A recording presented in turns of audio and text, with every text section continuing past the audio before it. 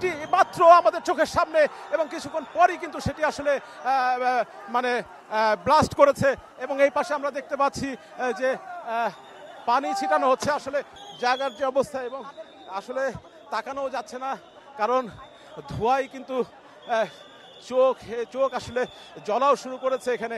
এবং এবং এবং আরও একটি টিয়ার শেল নিক্ষেপ কিন্তু আমরা দেখতে পেয়েছি, এবং থেকেই কিন্তু এখানে ইট পাটকেল নিক্ষেপ করতেছে।